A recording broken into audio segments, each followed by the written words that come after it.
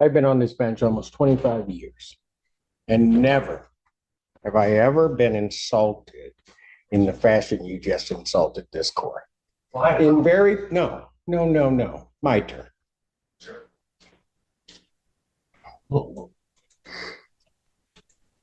The very first case, when you say the first case I called today was upon receiving a notification about something that I had considered in a bond, was notified that that had been located, this court, to the defendant's benefit, set that hearing without notice to any side.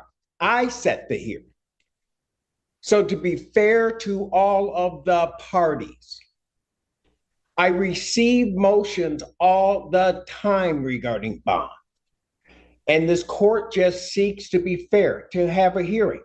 Now, having said that, so maybe you can put that in a little perspective. I heard you that you said you just got the discovery, can't go through it.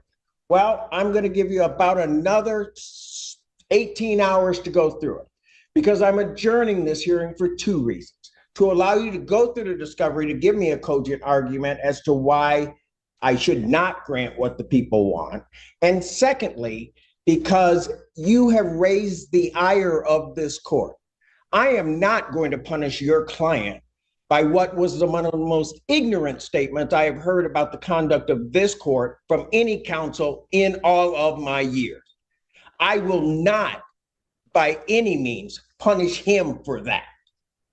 I do not make my decisions out of anger. I'm adjourning this to tomorrow, May 10th, noon. All the parties are ordered to be here. That is all. That is all. Noon tomorrow. Happy. All right. Court does call the case, People of the State of Michigan versus James Whitley. Your Honor, for the record, my name is Jeffrey Dunn, attorney with Lally Hill. Mr. Whitley, standing to the right. Sir, please state your name. James Dennis Whitley. This is a continuation of the hearing. Is there anything additional from the people? Nothing additional from the people, Your Honor. Anything additional from the defense? Nothing. Yes, Your Honor. One thing additional is that if the court finds that money bail is necessary, I believe that based on this case, an appropriate bail would be something like a $10,000.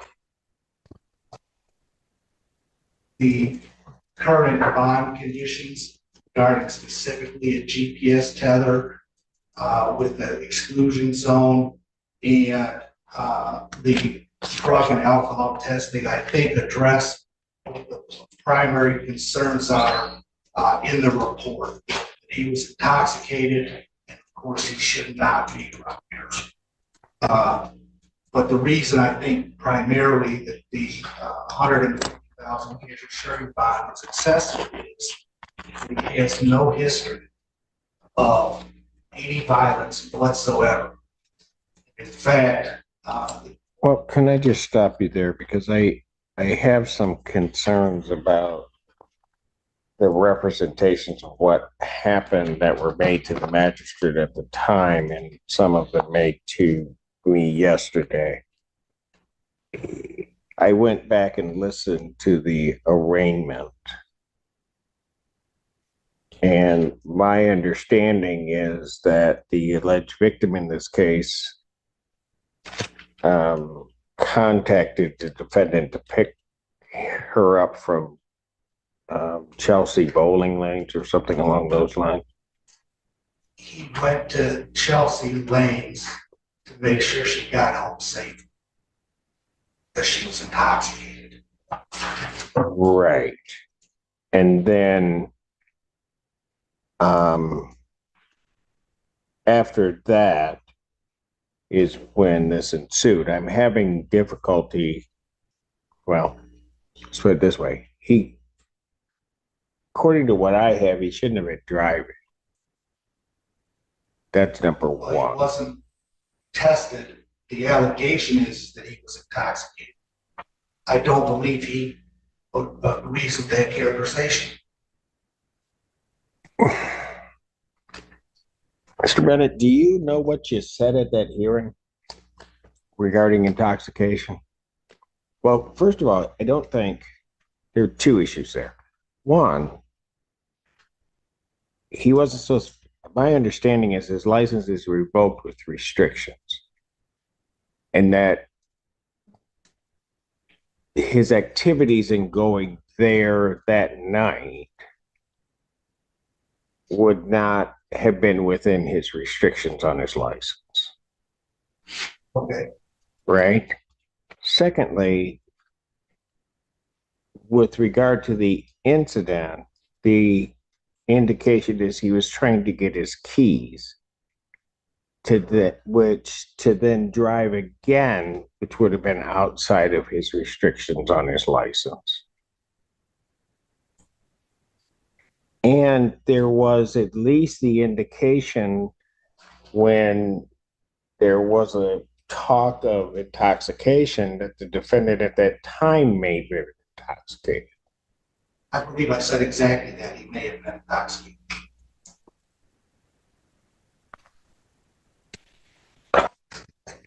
Can I address that concern or not? Go ahead.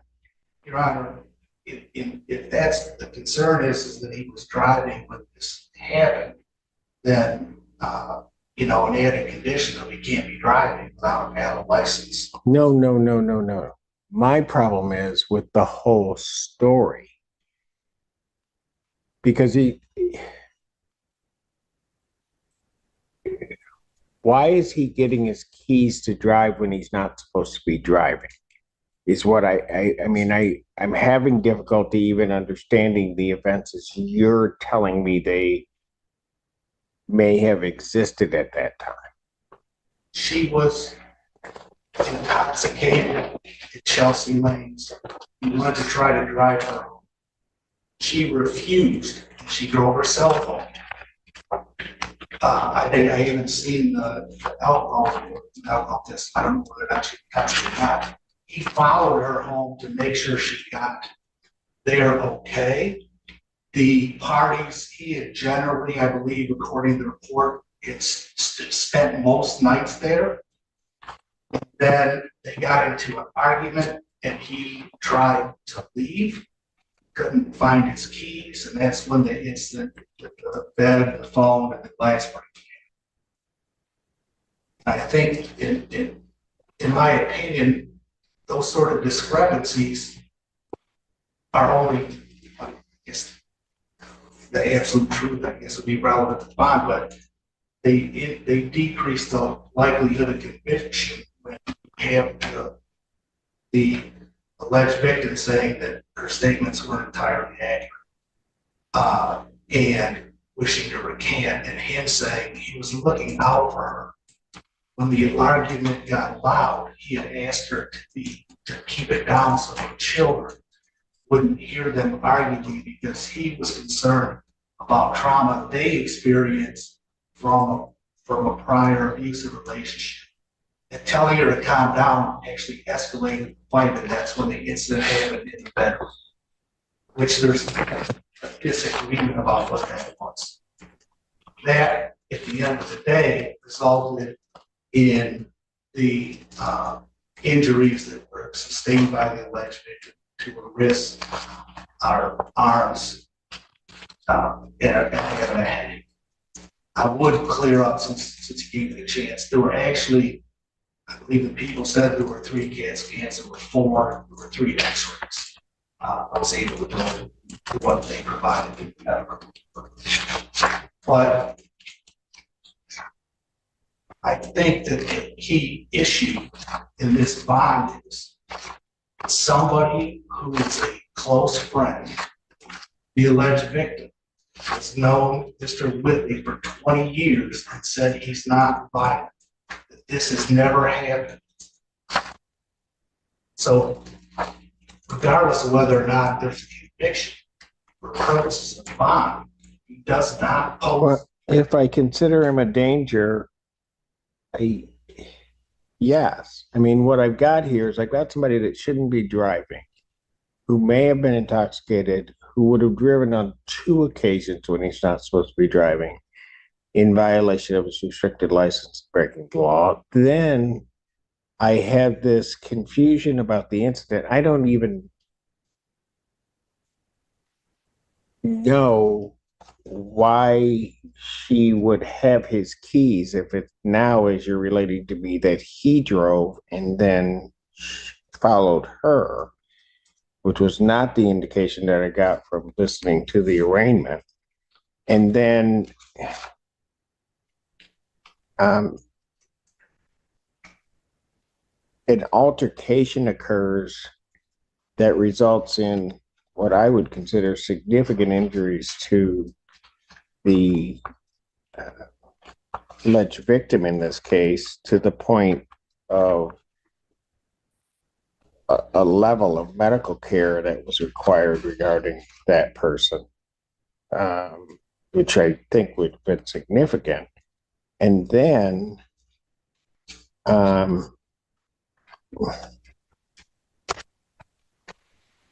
from that, does she have to keep moving? Excuse me.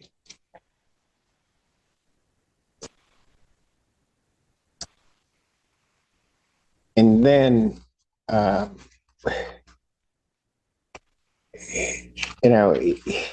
it creates in this court's mind a level of potential danger that this individual poses, potentially to the victim as well as to the community. It certainly raises that level because he's not this law-abiding person that you say he is, because he's obviously driving. I mean, he's got those previous convictions, which led to the revocation of his license, which led to the restriction, and he's violating that twice that night, at least. So, I don't know.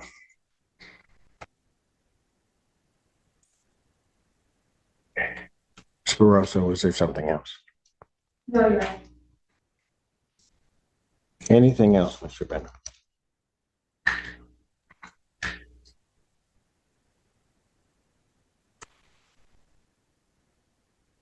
Anything else, sir? No, I just don't know. I get that he was driving when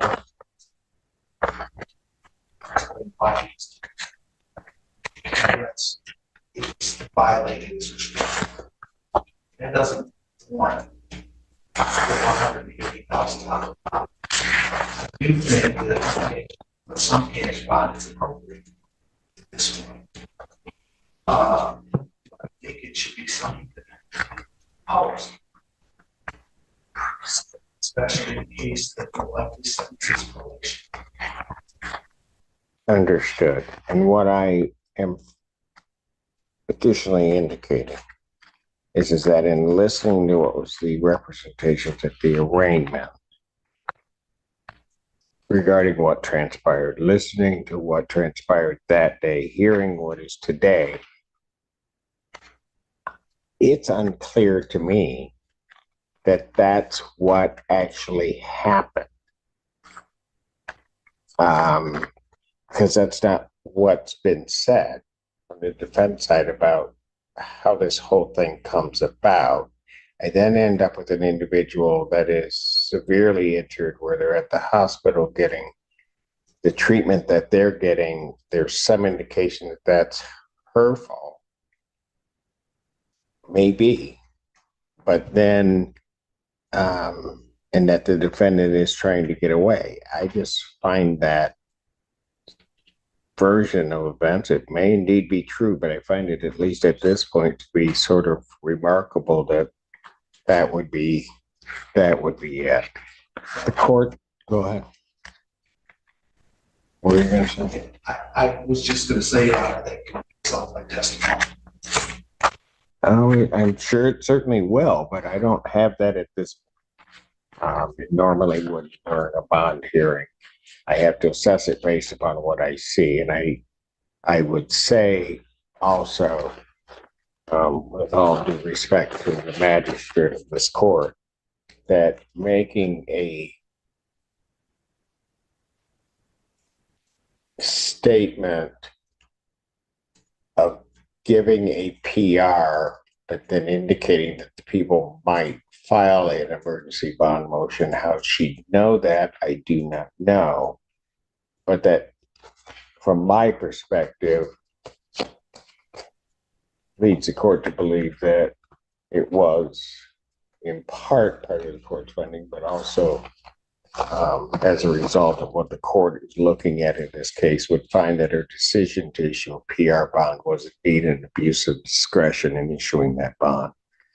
The court will leave all of the conditions that she set in place. I will set the defendant's bond in the amount of $35,000 cash surety.